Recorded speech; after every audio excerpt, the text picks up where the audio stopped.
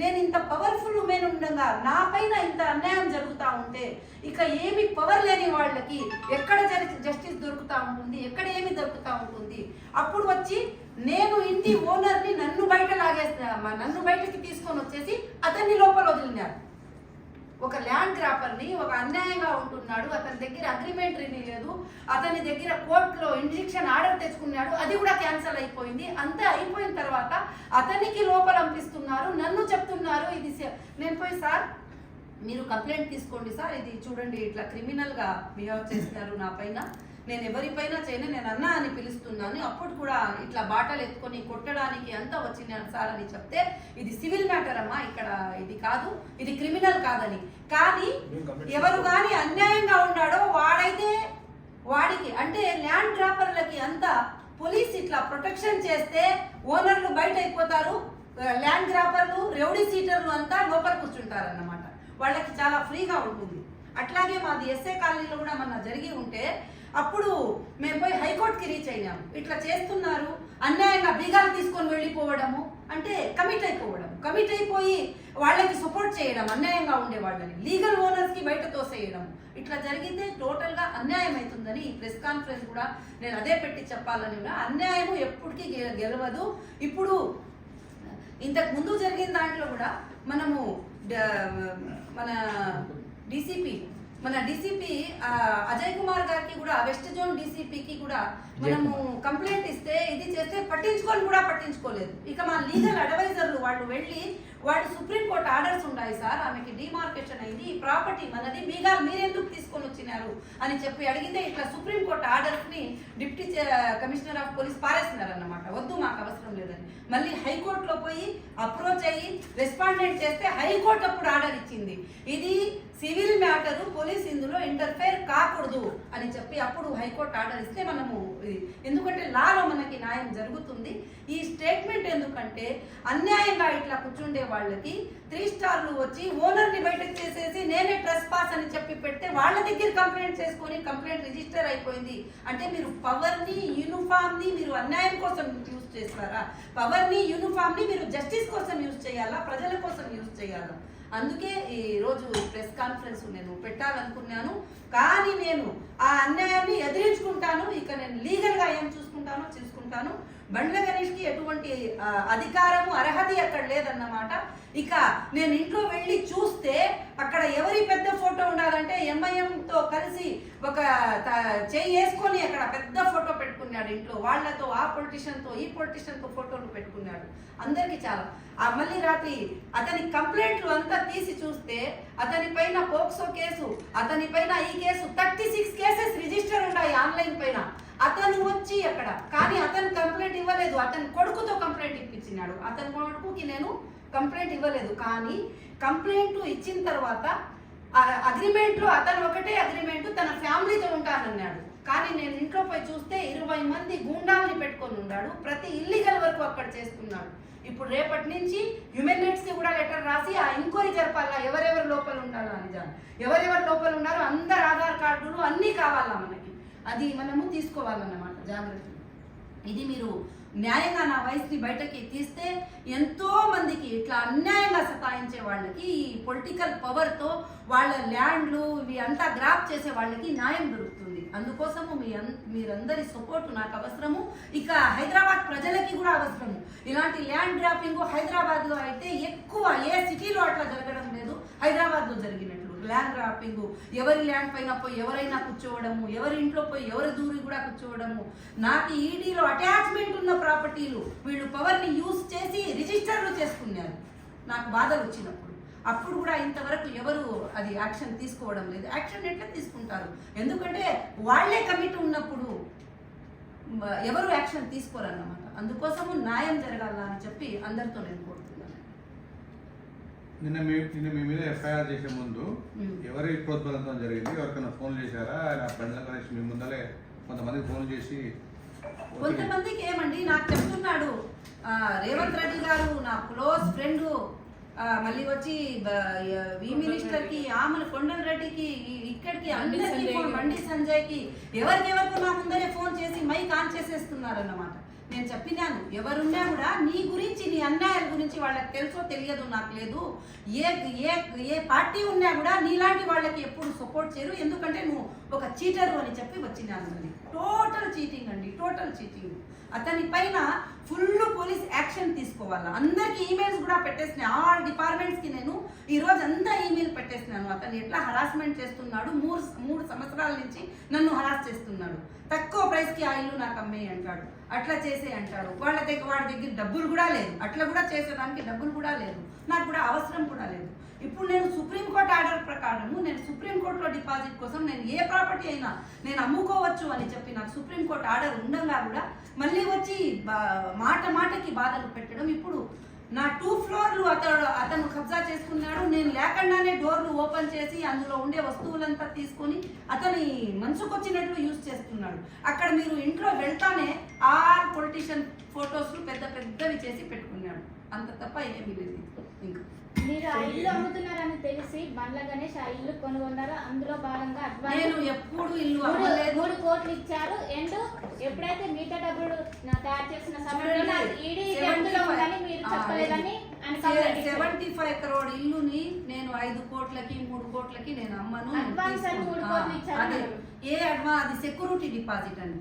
అది ఇంటి కోసము సెక్యూరిటీ డిపాజిట్ చేసినారు. అది మేము కంప్లైంట్ లో మీ ప్రెస్ మీట్ లో కూడా మేము రాసినాము. 2,25,00,000 సెక్యూరిటీ డిపాజిట్ ఇచ్చినాడు. ఏ రోజు ఖాళీ చేస్తాడో మనకి ఎంత రావాలో ఎంత పోవాలో చేసుకొని మేము లెక్క ఇచ్చారా లేకుంటే వాళ్ళకి అమ్మారా? లేదు, రెంటల్ అగ్రిమెంట్ అండి. మరి ఆయన నిన్న కంప్లైంట్ లో అతని ఎడిటింగ్ డాక్యుమెంట్ చేసుకున్నాడు. ఒక్క సంవత్సరం రెంటల్ అగ్రిమెంట్ కి 9 years చేసి ఎడిటింగ్ చేసుకొని వేరే అగ్రిమెంట్ చేసుకొని కూర్చున్నాడు. ఫోర్జరీ చేయడం నాకు పోలీస్ చూపించింది. నాకు ఇవ్వండి సార్ అంటే ఇవ్వలేదన్నమాట. నాకు పోలీస్ చూపించింది కానీ ఇవ్వలేదు. మాది ఉండదు చూడండి, అది ఒరిజినల్ అగ్రిమెంట్. 1 సంవత్సరం కోసము ఈ అగ్రిమెంట్ జరిగింది. 1 సంవత్సరం కోసము 11 months కోసం అగ్రిమెంట్. ఏ అగ్రిమెంట్ కూడా 9 years కి అట్లా రిజిస్టర్ కాదు, రిజిస్టర్ లేని జరగలేదు.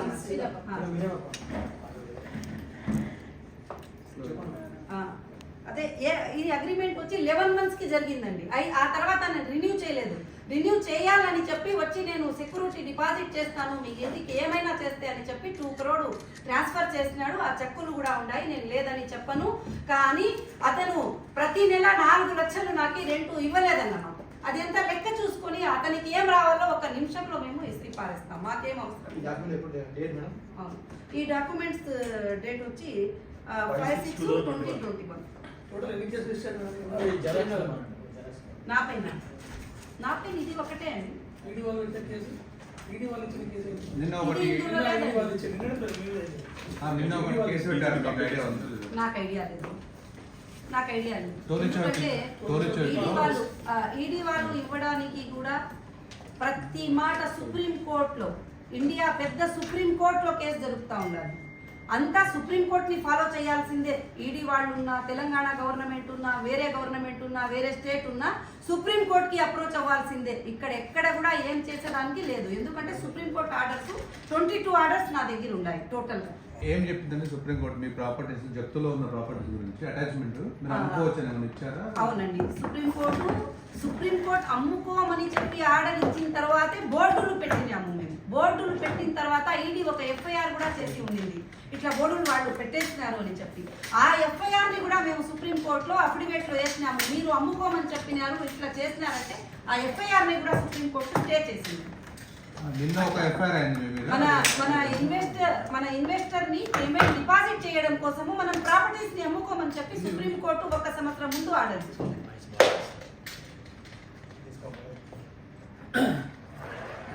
ఏదన్నా ఉంటే అది లీగల్ గా మన దగ్గర ఆర్డర్స్ లీగల్ గా టోటల్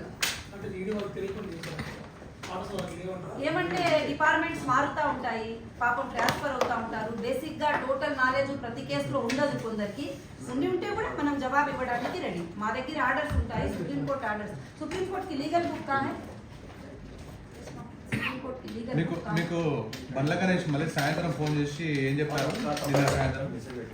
తప్పైపోయిందాక నాకు క్షమించు ఇది అది అని చెప్పి ఇట్లా చూడండి సిస్టర్ అమ్మా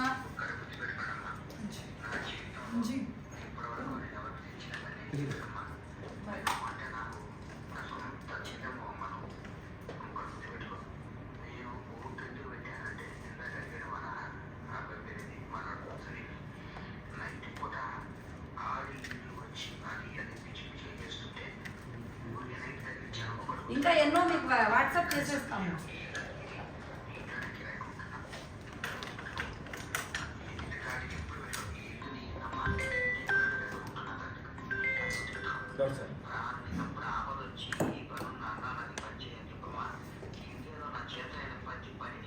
అందరూ పంపిస్తారు.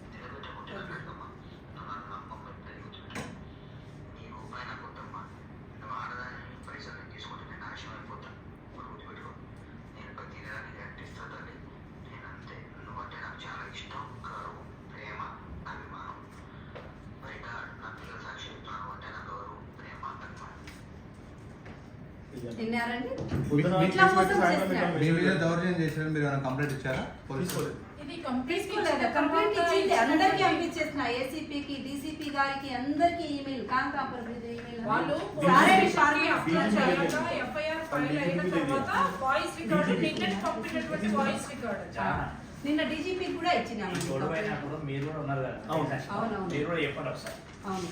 సరే, ఇది చెప్పండి. డీజీపీ కూడా రిసీవింగ్ లెటర్ ఉండాలండి, ఇచ్చినామన్నమాట. కంప్లైంట్ ఇస్తే అక్కడ ఏమమ్మా ఇది సివిల్ అన్నారు. సరేలేండి కోర్టులో చూసుకుంటాము, బలవంతం చేసేది ఏముండదు ఇందులో అని చెప్పి వచ్చేస్తున్నారు. బండ వీరేష్ను గుండాలతో బెదిరించారా మీరు?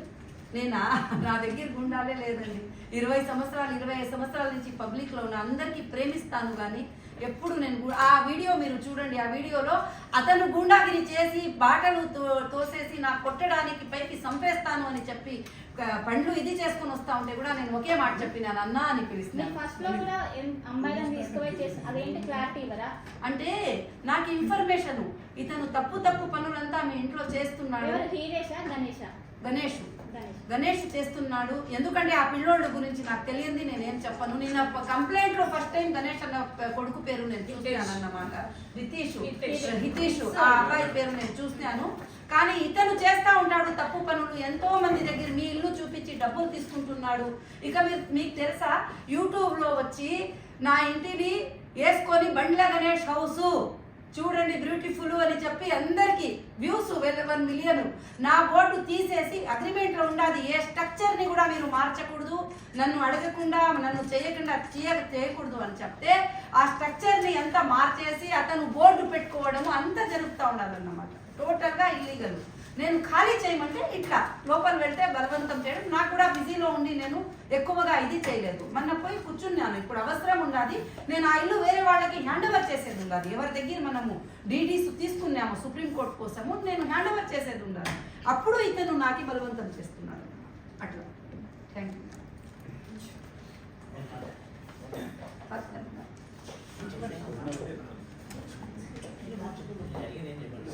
మైకుల దగ్గర పెట్టుకోసం.